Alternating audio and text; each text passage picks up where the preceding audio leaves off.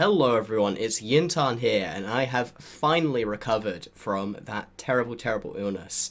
And I am joined once again by my colleagues in space reporting arms, January Valentine Hi, everyone.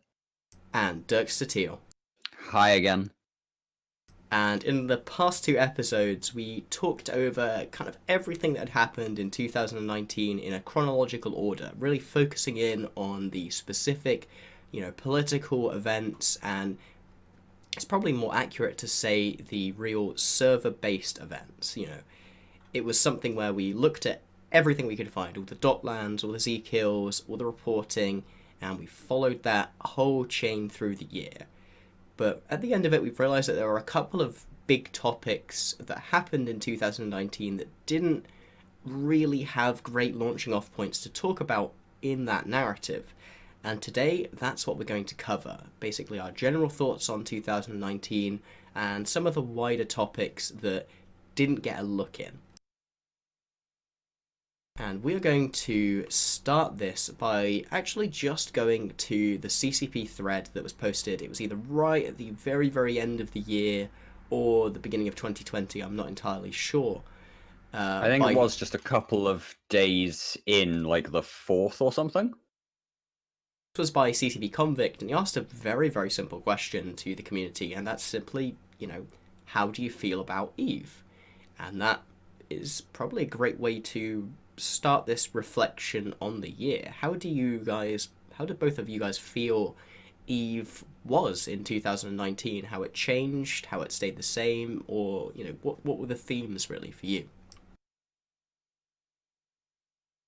I think that's an interesting question. I thought 2019 was a lot of ups and downs, especially in Eve. We had a few bits of wars, a few bits that weren't quite wars, more like police actions.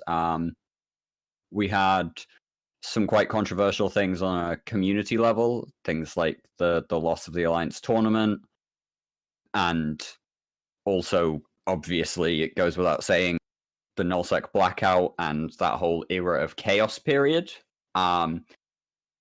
So yeah, a lot of peaks and troughs, and they kind of came a bit thick and fast in the start of the year, dropped off a little bit towards the end.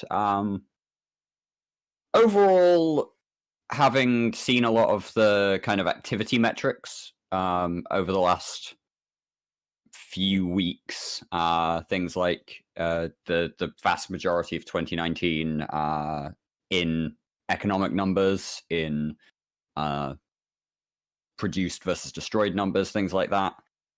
I'm kind of feeling tentatively optimistic as we go into the start of 2020. What about yourself, January? Oh, man. Well, the first 6 months of the year were, I would say, absolutely fabulous. There was a lot of things that went really well, just watching just how nullsec politics were playing out.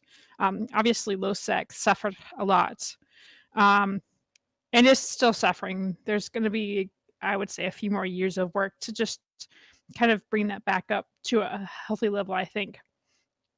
The latter half of the year, I'm not sure. Blackout really made me think about a lot of things that that I've talked about, but haven't really thought about uh, in like a deep way. And just, and I was chatting to Billy about this a little while ago, but I want to know these questions that I have is and I constantly like have them in the back of my mind as I'm like reading an article or listening to guys talk or whatever you know, is the current state of nullsec sustainable? How much ISK that's being generated in nullsec, is it healthy or not? Is the Plex market healthy or not? The Meta Show yesterday did it was about post blackout, or the economy post blackout, and I was watching it, and I was just like, all we have is the data from the year before or from the month before to compare to. We don't really have, and even CCP doesn't even really know this, is what a healthy economy looks like. What should be the price of a month sub in Plex. So I don't know. Like, I don't want to presume that I know or I can give an opinion on what's healthy or not, what's sustainable or not. Are these? I don't want to say that these coalitions will never change because looking back through time, there were probably more bigger alliances and more entrenched alliances than the current like Imperium or Legacy, and they fell apart. So coalitions come and coalitions go. So I think that's okay. But looking at groups and seeing how force projection and whether smaller groups do they have to align themselves with a coalition to survive or can they make it out on their own? So what is the risk versus reward in Nullsec? Is it healthy? So that's basically what I've been thinking about, post blackout until now. And I really don't have a good question for it. So yeah. Actually, I'd almost completely forgot about all of the like panic that happened early on in 2019 about Plex prices. Now that you bring that up, because that was a huge actual like deal. I remember it was something that we were discussing very heavily in the CSM. We were discussing it very heavily with CCP, and they were discussing it very heavily with us. And that's actually just resolved itself. Like right now, I just bought 50,000 Plex. It only cost me 138 billion ISK. Cheaper than it was this time last year. Yeah, it did spiral a little bit out of control towards the start of the year. I think a lot of that was really fueled by this kind of. Well, actually, I'd have to go back and remember what kind of kicked it off. But I seem to remember that it was definitely it spiked quite hard, kind of mid-February, maybe early March, over kind of a 4 or 6 week period. And so I think a lot of that discussion, I remember talking about it a bit at Amsterdam, actually, with I think CCP Burger a little bit and a lot of other players as well. And so yeah, I think it was more the panic was more caused by that quick spike than it was by any kind of growing concerns that hadn't been there previously in terms of the actual usage rates of Plex versus the supply. Yeah, I think it actually ties into kind of, I guess, the main theme that you identified January, which was sustainability, in a very interesting way, actually. And that's because I think in 2019 we saw that spike because we realized that CCP effectively wasn't interacting with the markets anymore. CCP had always previously, going back to 2011 and some other times like that, been very willing to intervene in the Plex market if they thought manipulation or something similar was taking place. Whereas it looked like in 2019, I guess to a lesser extent 2016 before that, when we saw the insane amount of rip soaring as a result of the... Sorry. Basically, if you go back to like 2018 and you look at the Plex prices, you'll see that it is this sawtooth diagram with you have a massive drop, you have climb up post sale, then you have massive drop, climb off, climb up, and then massive drop when you hit the sale. And that was repeating basically in a 1 to 2 month cycle. That to some extent did train the markets as well to expect it to just rise, hit a sale, that's when everyone sells, and you rise. But, without the sales, especially early on this year, the numbers just kept rising because people were waiting for that drop. The market had to readjust and re-understand how to basically evaluate the worth of Plex.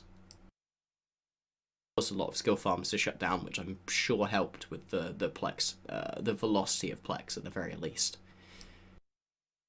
But anyway, my own point, I think 2019 could probably be best summed up by being the year of the hunt for content. More than any other, it has felt to me like every alliance and every corporation has been involved in pretty much any action that's been going on anywhere on the map. Goons get involved in the southeast, but we saw people like Dead Coalition get involved in the southeast as well. We saw Skill Yourself basically start that entire war. We've seen, we saw Snuffed Out basically roaming around Losec, killing every single Keepstar, and then attacking Dead Coalition and eventually just dying because they couldn't find any more. Well, they couldn't find easy enough content that their main content creators burnt out. I think that's been a situation for a bit longer than you're actually kind of giving credit to. Basically, maybe. Going back to, the start of the Casino War, World War B, and even a little bit before that, if there was a big enough conflict and people weren't having conflict locally, they would move for that conflict.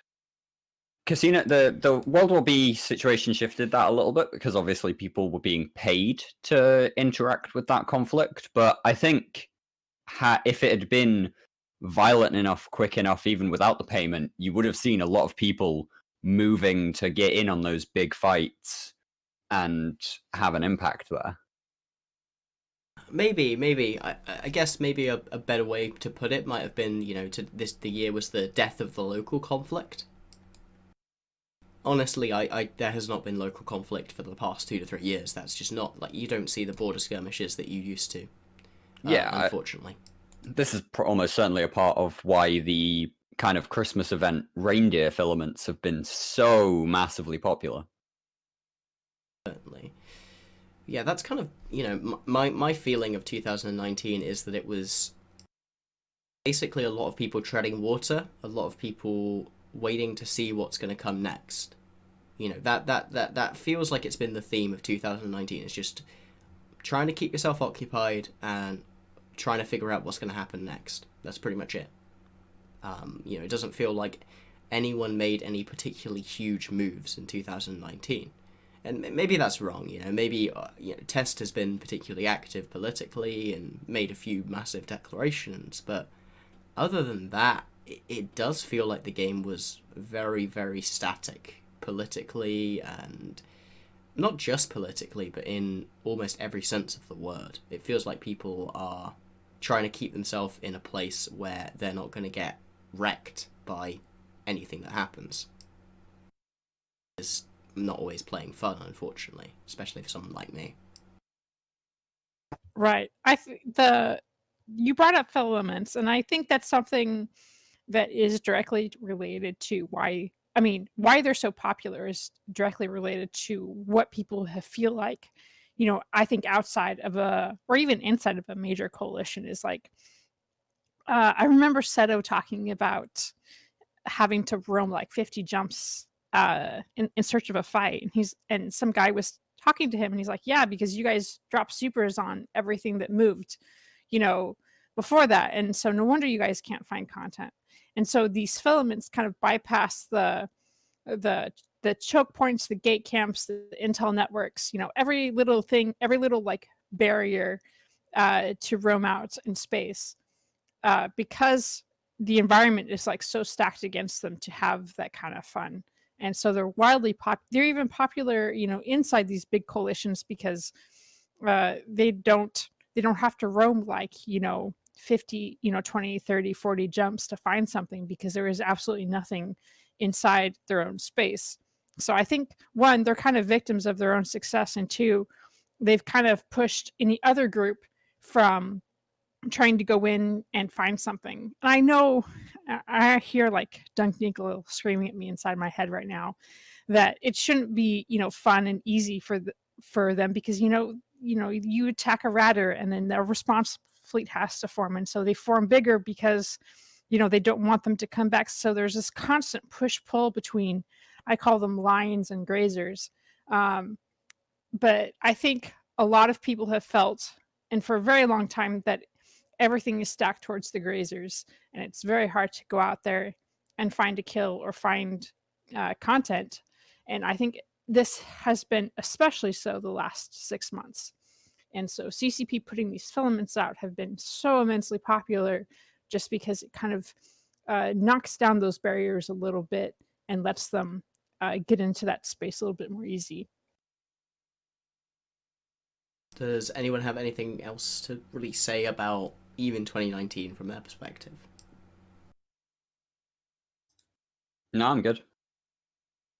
Well, then let's take a look at something else which I in particular have noticed, and that's, man, the Eve media scene has really taken a nosedive in 2019, at least from my perspective. And I don't mean that in terms of quality. I think the quality of the Eve media scene has always and probably always will be very good, because the people who tend to play Eve tend to be older than the average MMO player and older than the average gamer by default as a result of that.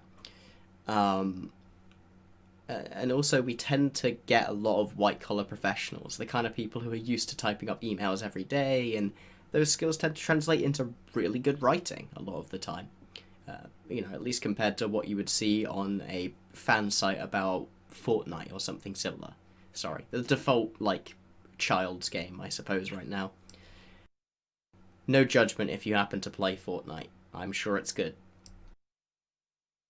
But yeah, the main things that I wanted to talk about were the kind of slowing down slash semi-retirement of the NER, the the actual official death of Crossing Zebras, which was the platform I used to write for previously, and also I guess we can comment on the state of EN24, although I don't even remotely think that the state that EN24 is in is something that's particularly new to 2019. It feels like the main news sites have really fallen off a cliff this year. I mean, yeah, it could be because of a lot of people were just going through the same life cycles, or maybe it's a reflection of what's happening in game. There's not a really whole lot to write about when not a lot of things are going. Yeah, I mean, I don't know how much January interacts with the written side of TIS.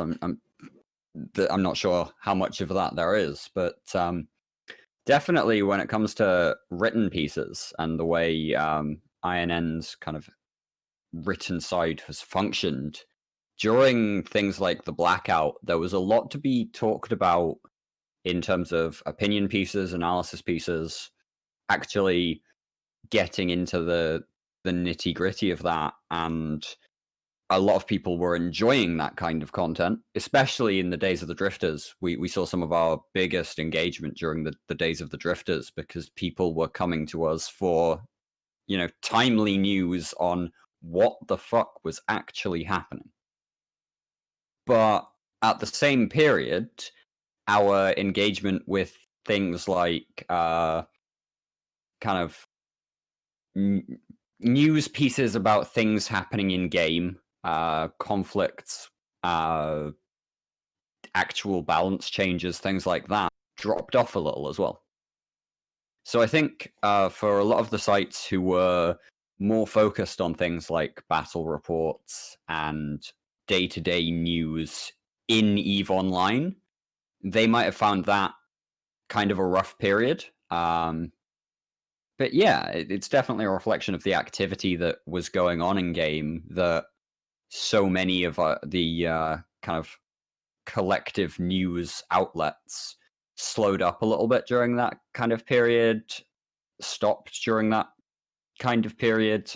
I know we didn't really want to mention EN24 at all, but EN24 had I think their last written piece was probably the Rorqual drop in early December.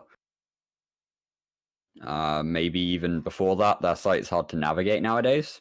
But a lot of that has a lot of what has kept EN24 even ticking over with visitors, from my perspective, not seeing their back end at metrics, has been the kind of republishing of dev blogs and kind of scope videos, things like that.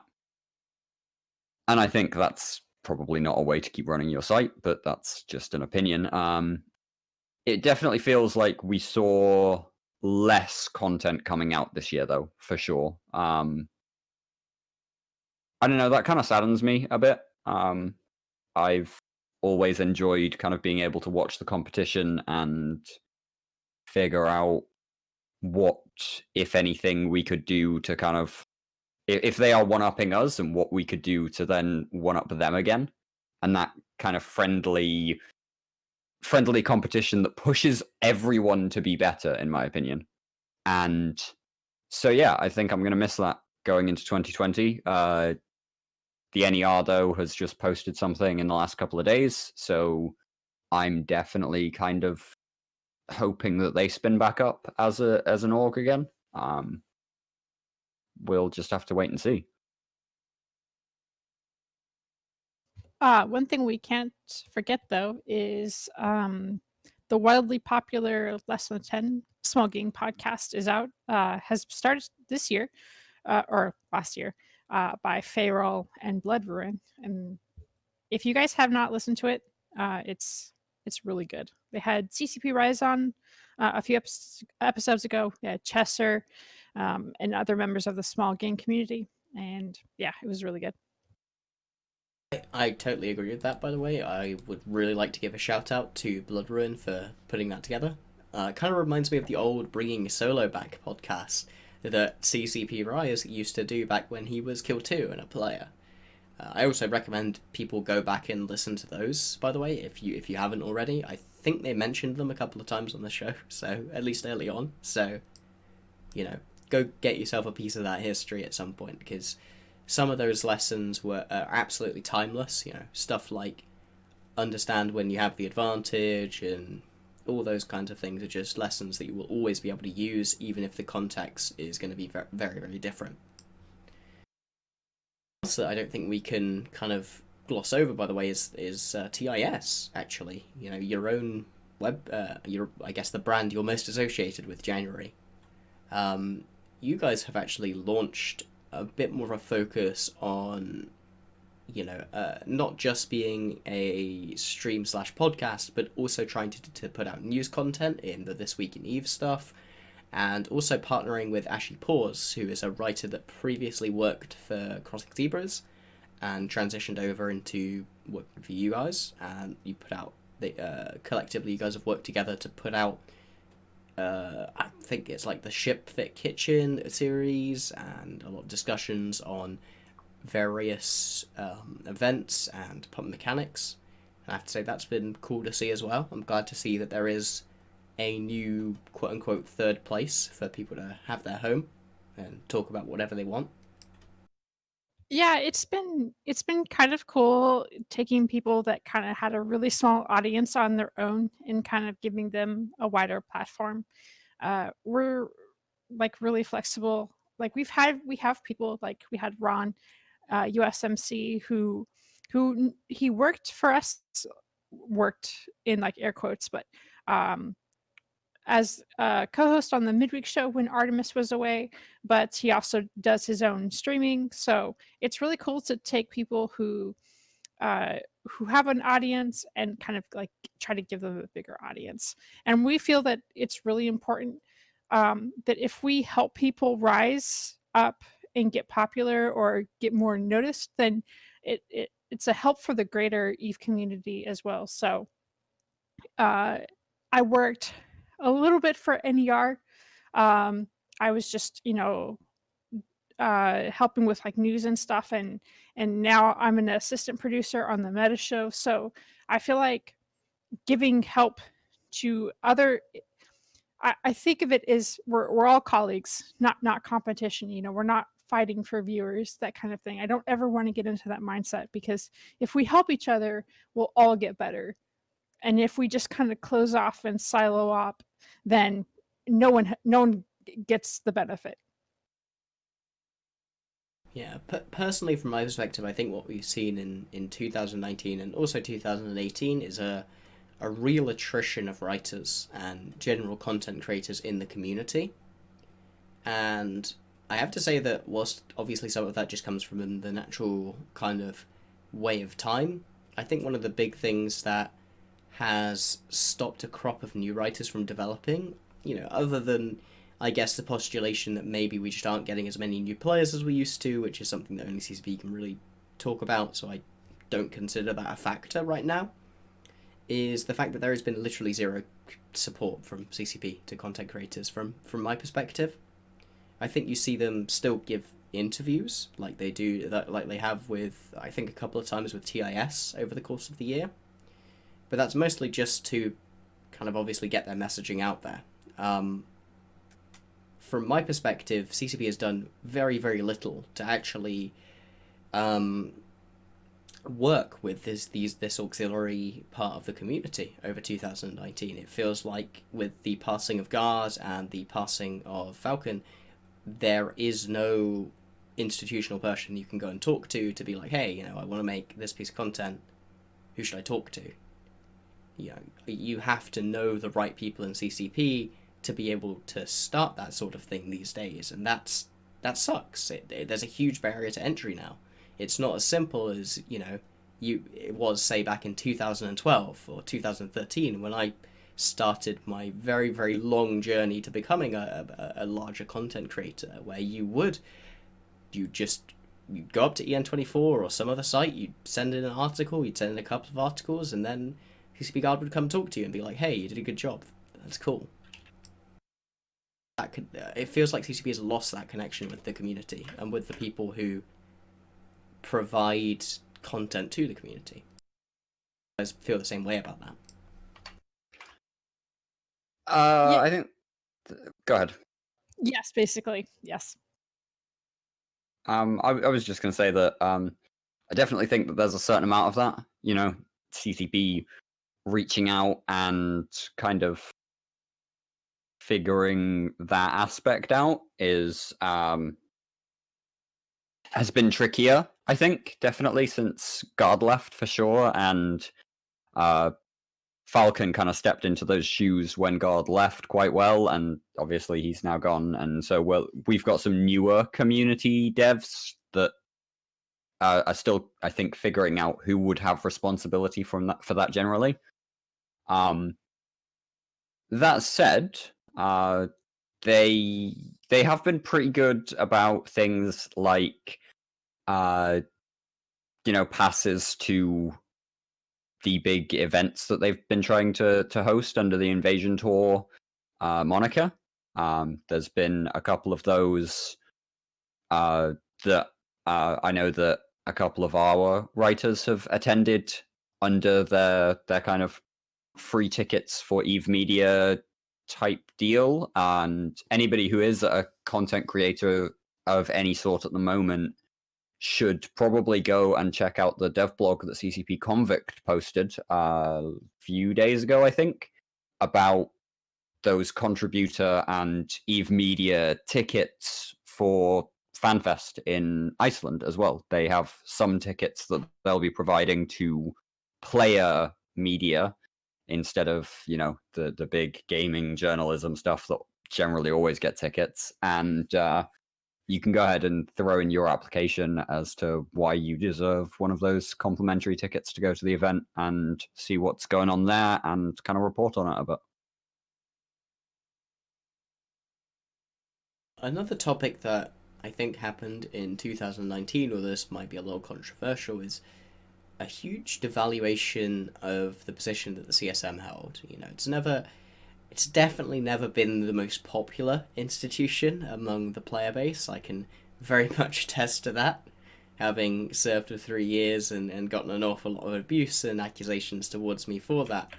But man, it feels like in 2019 that just reading the dev blogs, that CCP's taking them less seriously, and as a result, the community's taking them even less seriously than before.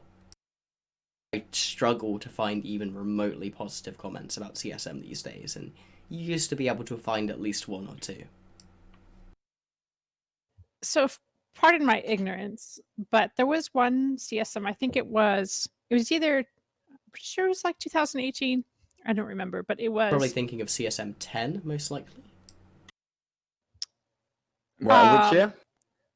It was where the CSM came together and they had 5 things that they wanted to talk about with CCP, and overall, it was widely regarded as one of the better CSMs. Was that 2007 or 2000? Things to talk about the CSM. Is that It the was like post Interceptors, Incarna one? Ward. Oh, It that was one. like Interceptor. That was CSM 12, I believe. Yeah, that sounds pretty recent, to be honest. Right. And 17 most likely, because that would be 12.1. But yeah, that was something that's been very common, or was very common during my time on the CSM since about 11.2. That was something that was kind of understood, is that everyone would come together, everyone would figure out what everyone agreed on, and that would be what we focus on with the CSM. It wasn't about every individual representing their individual interests. It was about figuring out what affected everyone, and then or that everyone believed was important, and then focusing CCP's attention on that, because you have very, very limited, like as an institution, the CSM has very, very, very, very limited influence on CCP. Effectively none in practice. Like, all we have is incredibly soft influence of, hey, can you sit in a room and talk to us about something? So if 10 people are trying to talk about 10 different things, there's not going to be 10 different meetings, and the people who matter are only going to turn up to maybe one of those meetings, and that was something that they already wanted to do anyway. So Right. being able to concentrate CCP's attention on a small number of subjects and being able to present a united front on them was something that was very, very effective for us during that kind of 2.5 year period, at least from my perspective. Right. So, reading through the minutes this year, it feels like the CSM has kind of gotten back from advocating for healthy changes for the game to a lobbying agency. And I know that's unfair. I mean, that might be unfair to say, but that's certainly the perception, um, just kind of throughout this year. And it's really sad because I know the CSM could be actually very useful, as we've seen in the past. But but I don't know. It's just like people who have a lot of uh like their A-list names. It's almost guaranteed that they're going to win. They just put out a ballot and they don't really have to campaign super hard. It's really hard for new people to who don't really have that level of influence and fame, who might have really good ideas, and then when they finally get to the CSM, it's just like, what is best for my coalition. And so I can see how frustrating it could feel, just watching that as just like a line member. I think there's a lot to be said on that front about the way in which the kind of CSM elections, especially the last couple of years since the introduction of skill injectors, has kind of been skewed a little bit. There were instances before that of votes being kind of bought, but it's become a lot easier to kind of vote, or almost vote brigade somebody into the CSM through the sheer number of subscribed Omega clone accounts that some people have now to do with their skill farms. Not to, directly try and call anyone out here, but Olmeca Gold had the support of people like Marshy, who is pretty notorious for having lots of alts that camp areas of space, and he skill farms them as well, I believe. He himself has a good chunk of alts that are used to do things like spearfishing excavators, dreadnought kind of groups, things like that. So there's a lot of potential in that market space now that didn't exist before skill injectors, because people were having and maintaining alts that they were actively using, rather than just alts that served as an income base. The other thing I would say is that I think your correct Jin'taan and January by saying that it's kind of turned into a bit more of a lobbying thing as opposed to a feedback thing. I don't know if that's kind of been the presence of actual real life lobbyists, or if that's an issue with individuals on the CSM potentially just kind of wanting to represent themselves and the things that they stood for in their campaign periods rather than, you know, sitting down and having these conversations. But I think it's definitely been interesting to see how the CSM has been a little bit sidelined this last year as well. Particularly notably, the drifters were not mentioned to the CSM by CCP, and nor was the blackout. And these are two major things that had significant impact on a good chunk of the game, at least. So that lack of feedback was, I think, enlightening to me a little bit. This is not a new thing to deal with as the CSM. I think people in the public have an incredible misconception about how much information the CSM gets in advance. In practice, the majority of the things that we have extreme, i.e., 1 to 2 year advance warning of, don't happen.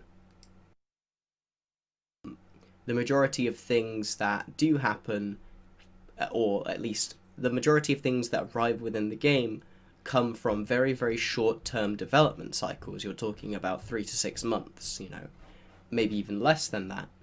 And in that case, normally the CSM is not involved until, we're about a month or so away from that feature launching into the live game.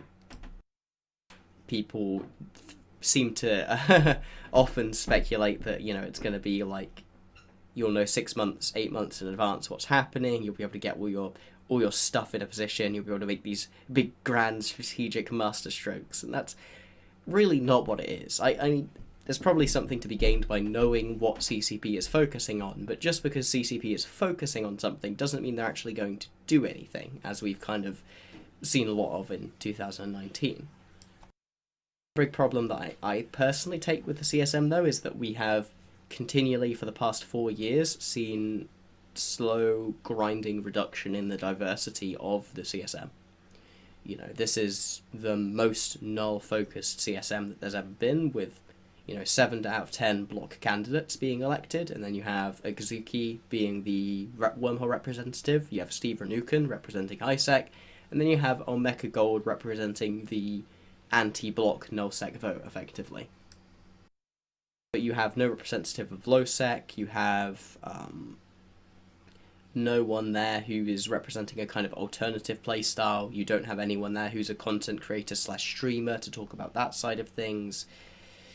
From my perspective, you're missing a lot of things. You're missing a lot of key pieces as well, such as having a small gang numbers guy that has, from my perspective, we went from having Mr. Hyde to having Suetonia for 2 years.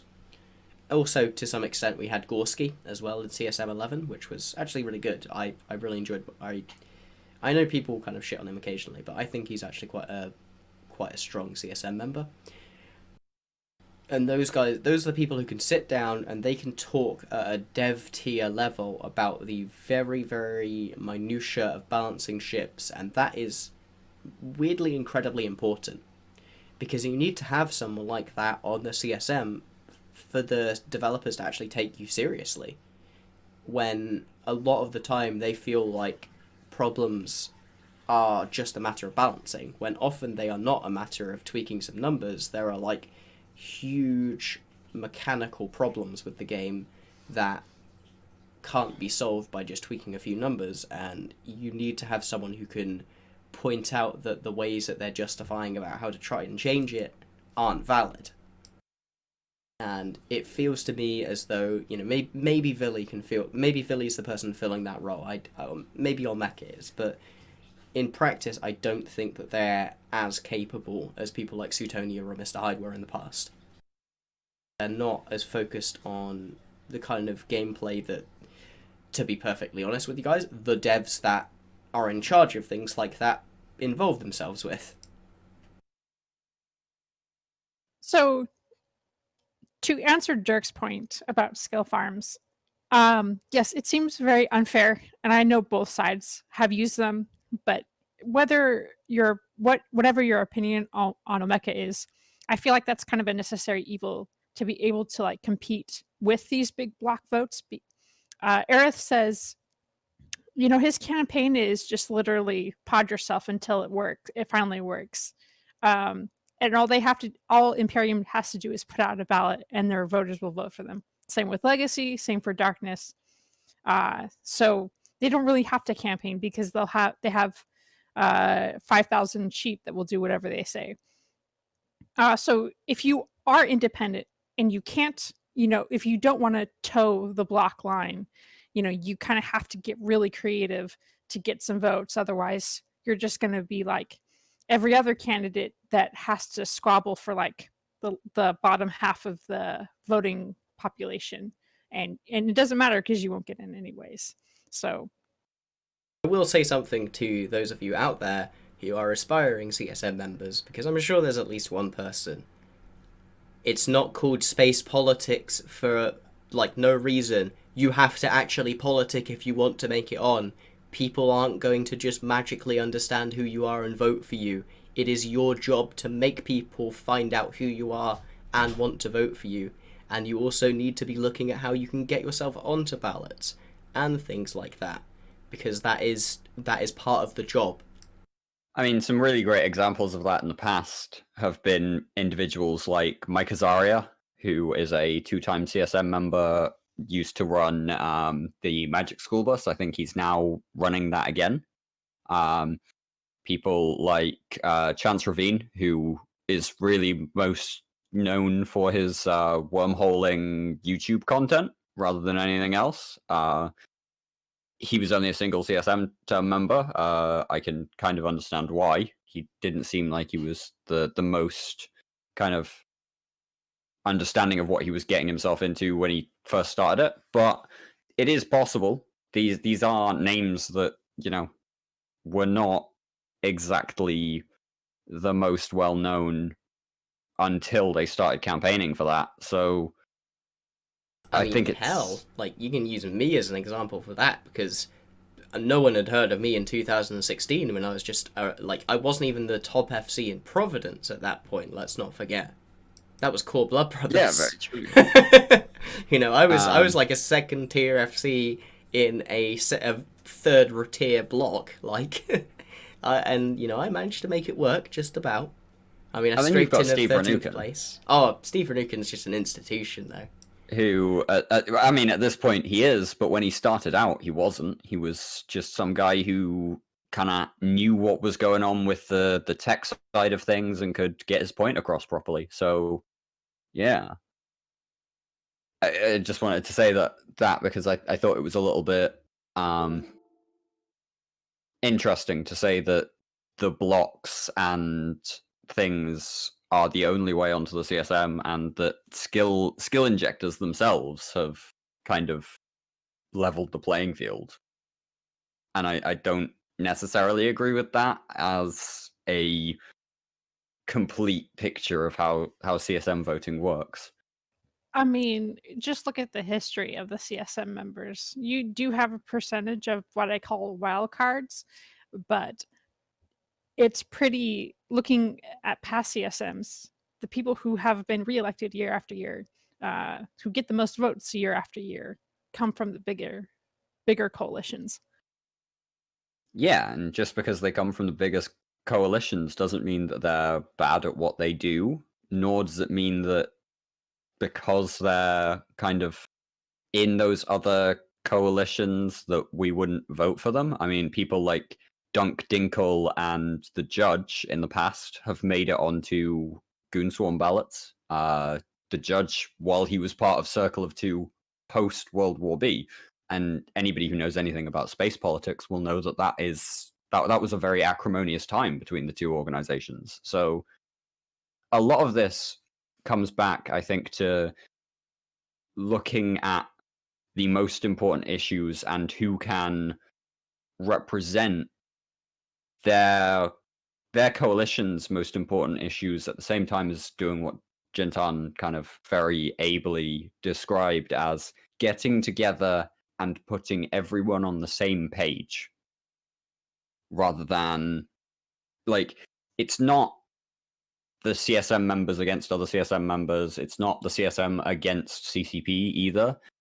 It's just getting everyone on the same page so that the most dire aspects of Eve in need of much more help get the focus at CCP. They get eyes on them. My perspective, the main purpose of the CSM is to convince CCP that things that are problems in the game are problems. That's it.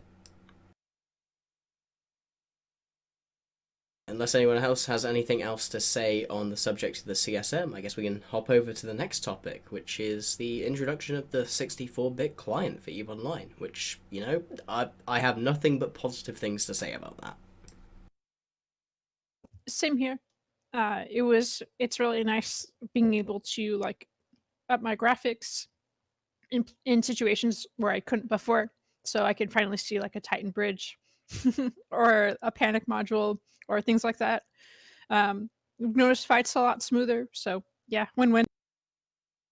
I think it's been a really positive thing, regardless of the fact that I've not seen huge amounts of kind of increase in my playability in EVE Online so much. There hasn't really been a huge tie-dye breaking fight in EVE Online that I've been part of since the 64-bit client launched, and so I've not had the chance to test whether or not I can stay connected beyond the RAM usage issue that I would primarily run into in those fights before. But I think as a technology upgrade, building and releasing that client, and then now making it the default client, it's only going to be good for everyone going forward, because CCP can design these potentially slightly more intensive things that they may not have been able to beforehand.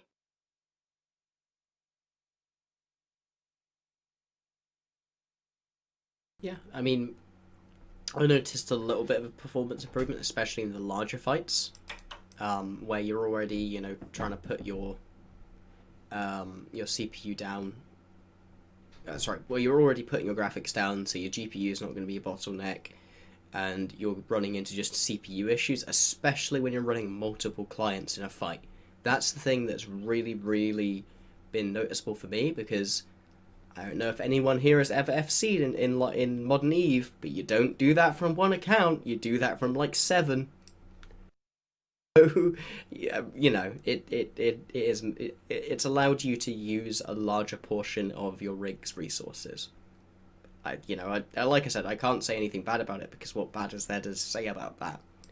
There were like some small issues, but I wish this was something we'd have in 2018 or 2017 though, unfortunately, because that would probably be where we would, that would actually have changed the outcome of some of those fights, unironically. Like the 64-bit client probably would have changed, maybe not the outcome, but it would have changed the tactical operation, and probably introduced more uncertainty to those larger fights. It would also have allowed us to kind of drive things a little bit further as well. Things like the initial Battle of UALX, when we were literally kind of saying to a lot of people, keep the subcaps out of it again. It kind of felt like we were building into potentially one of those really BTAC R5 level events, and it's still referred to in that same vein, but the 64-bit client would probably have allowed a lot more in terms of the maneuvering and potentially kind of bubble trapping hostile supers, things like that. And then also, going back to the Battle of 9TAC4R, when the EVE community set the world record for the most number of players in a single conflict in an MMO. we probably could have pushed that one a little bit further as well had we had the 64-bit client and people's clients were stable enough with their system resources to be connected to the server. We probably would have murdered a server blade, but we probably could have pushed it further.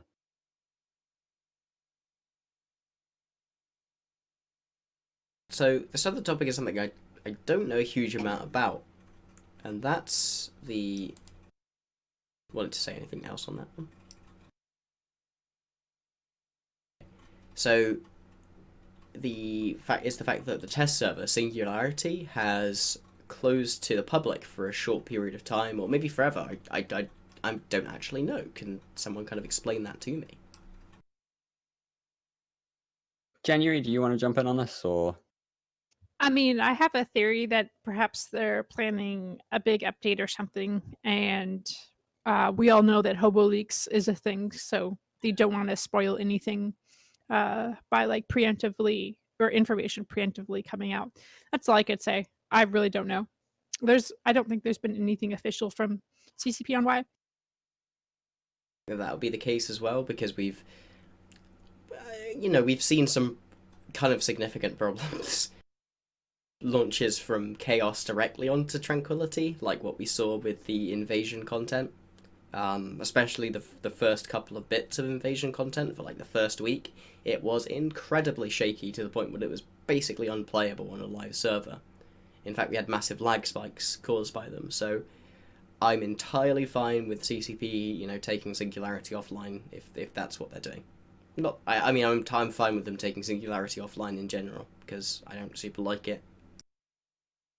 Yeah, I appreciate that it exists as a place to test mechanics and to be like, oh, that's how that works. But yeah, I don't know how much value that really adds to the game. Singularity is an interesting beast for sure. There's the question, as you just pointed out, Jin, of what value does it add to let people tinker about with their ship fittings on Singularity instead of Tranquility? Things like testing how to take down keep stars, I can see a little bit more value there because there's not very many opportunities to actually see how well your strategy will do against just a keep star on a live server, unless you decide to, I don't know, drop a keep star and then dread bomb it yourself or something like that. But definitely for the development of tactics, I think Tranquility is your better bet. The question I have with the closing of Singularity really revolves around the fact that it has typically been available to players as kind of this, let's see how this new thing kind of works, roughly. And this has never been a thing that CCP have worried overly much about before.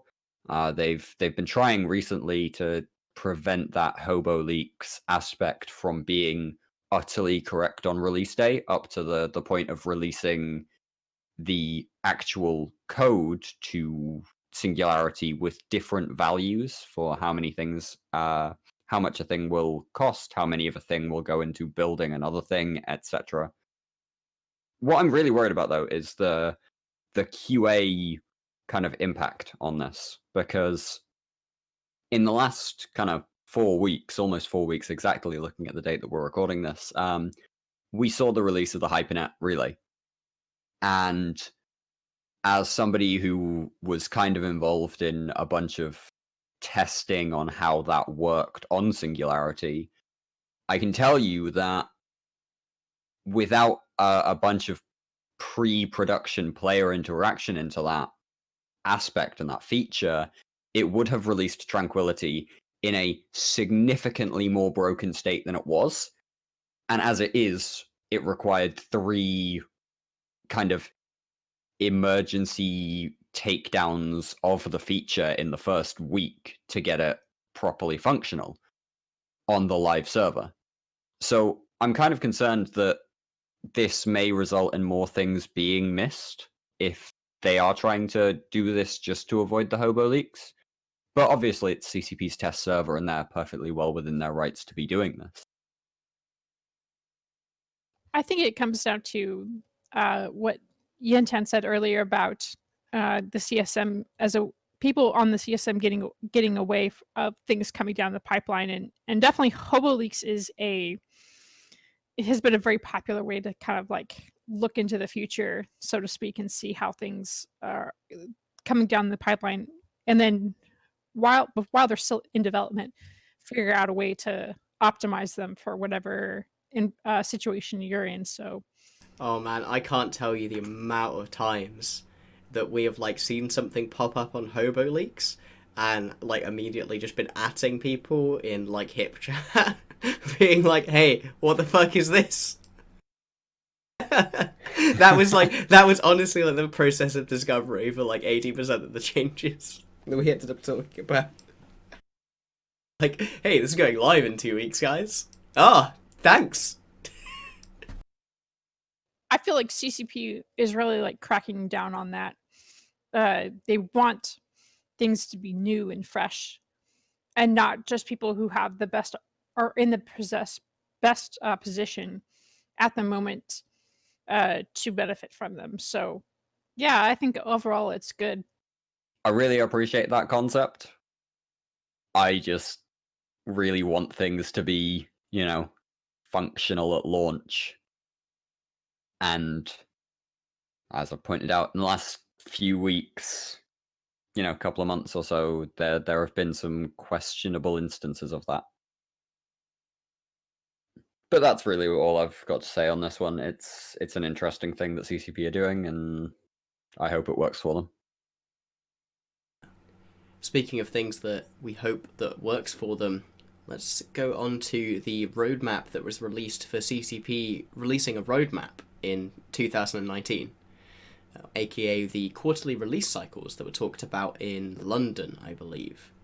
We actually know the title of the first of them, that's the Fight or Flight quadrant, and that's going to be taking up the first three or so months of the year. And it's supposedly going to be focused on PvP, but that's pretty much all we know right now. What are your guys' thoughts on CCP? I don't even really know if we can call it like a release. We call this a roadmap or a release schedule. It's a very nebulous thing to me, but I guess the real question is, do you guys think that this is going to solve the impression from the community that CCP doesn't have a vision for the game or isn't presenting a vision for the game? Because I think that that's what this is aiming at. So when Rise went on the Lesson 10 podcast, he said, look, it's hard for us to do major changes to the game, or even minors, because of the how everything is so interconnected. So he said, while it makes sense to change this number or this stat or whatever, what we end up doing is breaking something completely unrelated and we didn't even look for. So it's always they're it's always they always proceed in a spirit of cautiousness, because they have so many times run into like these really unintended consequences of changing something that on paper looks very easy to change. So I don't think we're going to see on to be honest, I don't going to think we're going to see a roadmap like CCP ex-CCP Seagull gave us that one time at Vegas. I think it's going to be, look, this is what we are looking to change. We don't know how it's going to go. Please bear with us, and we're going to try to figure it out. So it's going to be a lot more nebulous. It's going to be a lot more. They're not going to make a lot of promises, I think, because history has told us that, Q Shield Slaves meme here, that it doesn't really work out, and people get burnt and upset, and it's like, look, we can do this, but it's going to break everything. So we have to go back to the drawing board, and 3 years later it's still not out. So I think they've just scrapped that completely and decided to like, look, this is what we're going to try. No guarantees, but this is what we're looking at. This is a weird one for me. I was watching the Vegas stream when they announced that they were gonna talk about roadmaps live on the keynote speech, and everyone kind of went, roadmap, we're getting our roadmap. Like, this is great. And then what they released was, as you called it, a roadmap for making roadmaps. That was one of those things where people started hyping because a lot of people had wanted a roadmap for a while and got let down. I laughed a little bit about that, but I think it's still a key issue. You know, people aren't looking for a major, like, point by point, this is everything we'll be bringing you in the next year or two, in my personal opinion. I think what people are really looking for when they say the word roadmap is a general idea of the focus of the company. And this has kind of been a situation with CCP as asking for these roadmaps because I'm just going to come out and say it, they're bad at communicating. They're bad at communicating with the player base about, you know, what's actually happening without telling us what they're working on. And this is a thing that they've been trying to strike a balance on for years. And I think, again, circling back to the lack of CCP's Guard and Falcon now, they've kind of lost a bit of the institutional knowledge of how to tackle that. But the last real roadmap we saw was in 2014, 2015 FanFest, when CCP Seagull revealed the rough roadmap process for upwell structures as a thing that CCP were going to be focusing on for, I think at the time, they said a year to 18 months. You know, here we are a decade after that, and we still haven't seen the removal of pauses from the game. They still exist. We still haven't seen full, complete feature parity with those. That's fair. It's a tricky thing to replace. Pause code is notorious, and all that needed to be said on that was, we're going to make sure that we take the time that we need to get this into a functional state before we release it. We thank you for kind of bearing with us.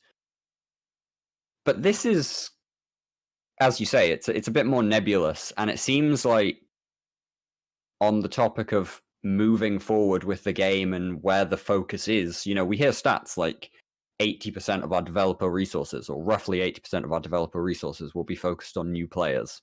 But nobody knows what that actually means. Nobody knows which areas of the game CCP are actually working on here, because is it a tutorial, you know, 4.0, 5.0, 6.0?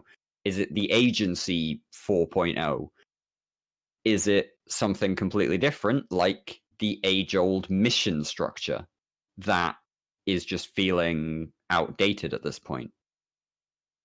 And so it's those questions that people are asking that aren't being answered. And so I don't actually think that this nebulous themed quadrants will do anything to kind of rebuild any trust in CCP's development process.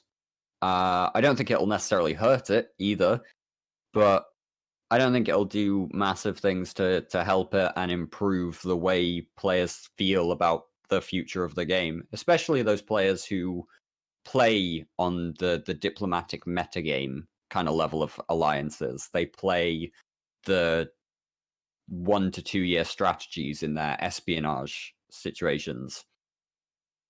None of that helps those players and those people who get their engagement in EVE from that. And so this is one I'm kind of on the fence about a lot. It could be good, it could be bad. I'm not sure which way it'll go just yet. I hope it works. I really hope it works for the sake of the game, though. I think that you kind of mirrored my own sentiment towards this. It doesn't feel like a roadmap, because quite frankly, this does not tell me where the game's going to be in a year. That's what people really mean when they say a roadmap. They're like, okay, cool, I get that you're working on this, you're working on that, you're trying to figure out stuff with the Chaos era, but where the hell is the game going? You know, people when they don't know where the game is going, they're going to do one of two things. They're either going to project all their hopes onto it, or they're going to project all their fears onto it. And that depends on how much they trust CCP to do the right thing.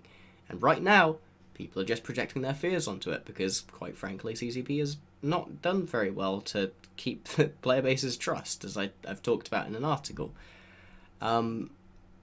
And that's very dangerous because you don't want people to lose faith in the game, because if that happens, then people are going to stop wanting to play it as much. And if that happens, then that's bad. At the end of the day, I don't want people to be quitting the game. I don't want people to be leaving because they don't feel like things are going to get better. No matter what angle they're coming at that from, or what quote-unquote better means to them. Right now, all this is doing is saying, hey, we're going to be talking about something. We're going to be focusing on this area of the game. That's not a vision at the end of the day. That's not even a short-term vision. That's just, we're gonna look at this. Well, I mean, but it doesn't tell us what you think the problems are. It doesn't tell us what you're aiming to do. It just tells us you're aiming to touch an area of the game, and that's cool. We're not even talking about a focus here. We're talking about a theme. I mean, fight or flight. Is that talking about the horrendous state of the faction warfare situation at the moment? Is that talking about the way subcaps in a lot of nullsec areas have just kind of slowly become irrelevant under supercapital umbrellas? Is that something else completely that nobody knows about, but CCP is kind of flagged as a problem area? There's nothing informational here in terms of the way that's actually impacting development of the game and improvement of the game. They're just saying that, oh yeah, there will be development and there will be what we consider to be improvements. It's a step in the right direction, so it's something I find very difficult to criticize at the end of the day. It's like the changes that happened in the April of 2019. Did they solve all the problems? No. Was it a step in the right direction? Yes. And I hope we get the equivalent of the Team Talos for this at the end of 2020. Team Talos was actually doing what we'd hoped they did do in April, basically. From my perspective, at least. Yeah, I hope it doesn't take until the end of 2020, but Team Talos are a really good example of kind of that development priority done right. And I hope they can bring in a bit more of that kind of mentality than anything else that we've seen in recent years.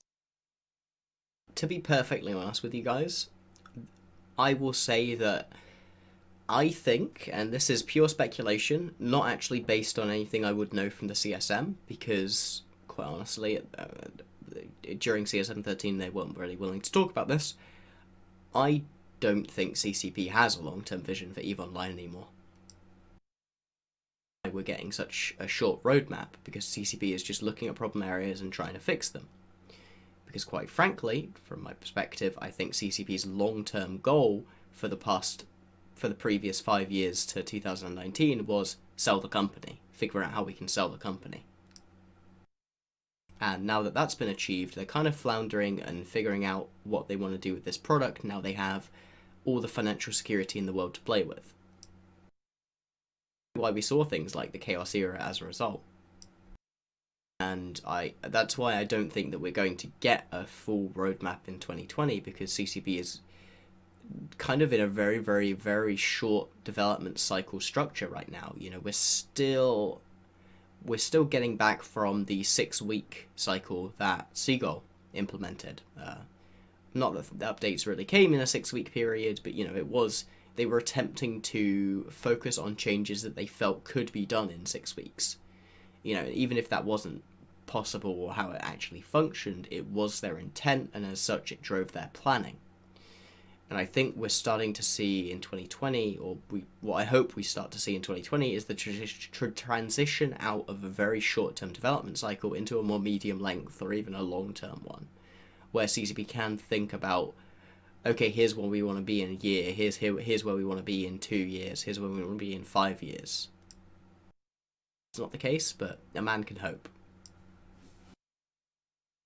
I'm really hesitant to give my opinion on what's going on. I know talking with devs or listening to them talk to other players and stuff, it's you can definitely feel the commitment is there. You know, they love the game, they love the people. Well, they might love the people less than the game, which is understandable. Um, so it's hard to say, you know, what their like true ambitions are. It's just something that we have to be hopeful that they are committed to working on the game. You know, they're not going to call it quits, and I think we should have a little bit more trust in them that hey, we're the sky isn't falling yet. You know, the servers are still on. Let's just have the fun that we all want to have in game and do our best to give our opinions free from bias and our own hopes and dreams and do what's healthiest for the game.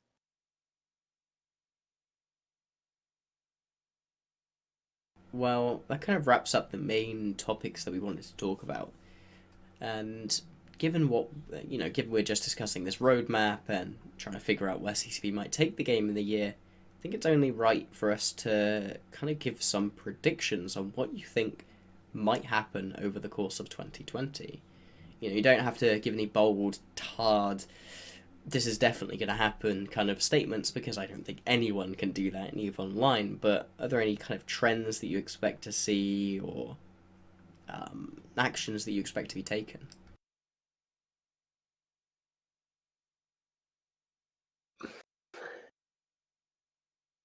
My biggest prediction for 2020 is, in theory at least, us actually seeing a major war again. I don't know where this would be necessarily. We're seeing a lot of kind of border skirmishes, things like PanFam actually having finally cracked the nut that has been Tino for a while. But I'm seriously hoping that with the combination of these quarterly release cycles and Team Talos' stated objective of kind of addressing things like time zone tanking more and structure warfare, super capital kind of over superiority, I'm generally hoping that we will see enough of a shift in the way the mechanics work that it will be viable for people to actually assault a home region again and cause some real damage, but it will also be worthwhile for the people living in that home region to fight against it again. That's my real hope and dream and kind of prediction for the year ahead. I want to see another conflict that I can get really excited about and get really involved in. And if it doesn't happen, I'm going to be very disappointed. Oh man, it's so funny because we were just talking about how CCP is like really nebulous in their development plans, and honestly, the state of nullsec campaigns is equally as nebulous. There's no all we have are goalposts, and so it's super easy to extend those goalposts when they have a win, and then when they come to a stopping point, they can just be like, yeah, we did what we wanted to do. We had we had so many people. We gained so many systems, or we fought the fights we wanted to fight, and now we get to go home. So and then if they win, they if in PL's term they accidentally like won a region or made a whole coalition quit or alliance quit, then it's a win. But it's hard saying whether wars are going to actually get that push they need to spin up properly, or everyone's just going to be like, yeah, we did what we came to do. I noticed in this conflict, and I don't know if it's breaking with tradition, but Sword Dragon invited Initiative to come, and Initiative aren't paid. They were just in Darkness's staging, going out and getting fights, and so that puts them in a really easy spot because when they start losing or something happens, they can just say, "Well, we're done here. We can go." They don't have it like a contract or ISK hasn't been changed hands that we know of, so they can just pick up and leave.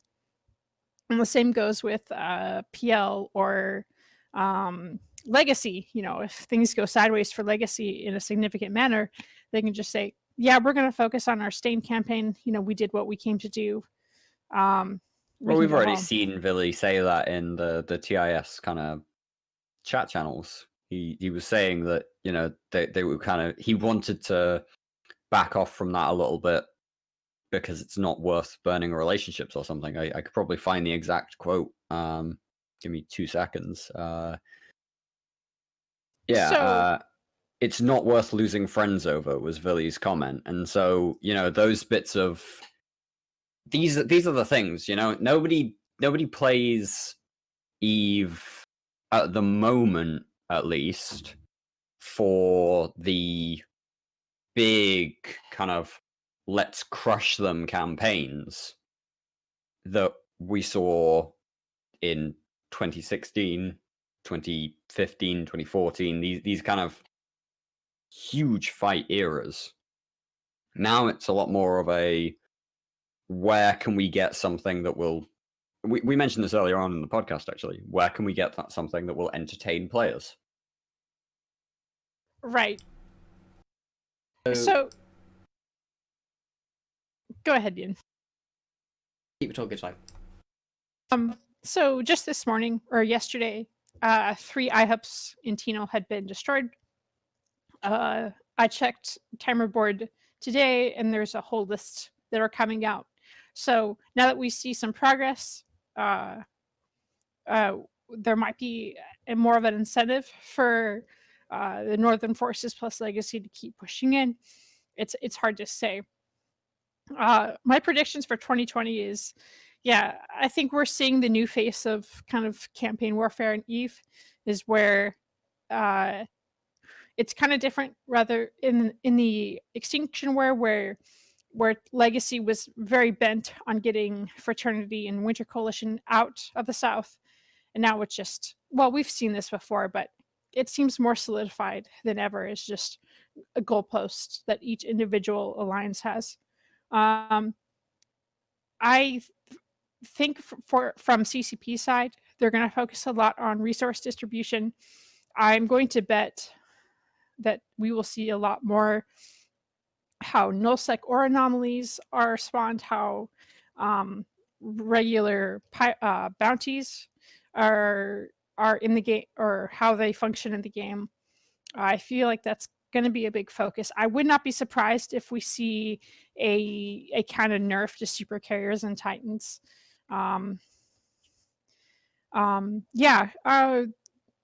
With the rollout of the Team Talos, we'll see a lot more of these small but like significant things that are easy for the developers to put in, like the filaments, like the interceptor overhaul. The loot trick or treat was really fun. A lot of people enjoyed that kind of thing. So I expect a lot more about that. But as far as like big picture stuff, it's really hard to say. As far as in-game political stuff, things have been slowing down since post blackout. So I don't know if that's going to continue or what. Just given the face of how modern campaigns take place. So I have something slightly different to talk about in terms of, I don't super want to predict wars or anything like that, because I don't know if we're going to see a major war in 2020, quite frankly, because I don't think the pieces are quite there yet for it. And part of the reason for that is I think in 2020 we're going to see some of the new pieces that started to pop up in 2019 really make an independent impact. And when I talk about that, I mean alliances like Army of Mangoes, Trigger Happy, although actually Trigger Happy, kind of an interesting update, lost one of its central figures. Kendar actually stepped down as the head of the alliance, and has effectively gone into complete AFK mode because of some real life troubles. So it's going to be really interesting to see how Trigger Happy, both as obviously a line member who's personally invested, and as a political commentator, how the alliance handles that. It's the kind of thing that could either give them a huge amount of resilience and make them a stronger organization, or it could also kill them. But we also have the alliances in the northeast. So Sons of the Northern, Stars of the Northern Moon, and Veni Vidi Vici. You have Ranger Regiment. Obviously, those guys have had a huge impact already, but I expect we'll see them get to have more. And also the influx of Korean players is really interesting, and all of this is operating in the AU time zone primarily, with the exception of Trigger Happy. And I can't help but think that that alone might be something that solves time zone tanking. When we actually have independent alliances, or alliances that might move around, spread around, and become part of all blocks that are very focused on that AU time zone. And it's not just it's not just that one Australian alliance that you might have hanging around for that can put up 30 to 50 dudes. It's going to be Chinese numbers. It's going to be 200, 300 people. That's going to make time zone tanking a lot less efficient in general, anyway. So that's something I'm really looking forward to seeing the impact of. I think 2020 will probably be the year where we see a lot more new faces in nullsec. Weird to say, but I think right now the grounds are just so fertile for new entities to step up and older entities to grow that the space really is there for people. It's just a question of if anyone has the ambition anymore.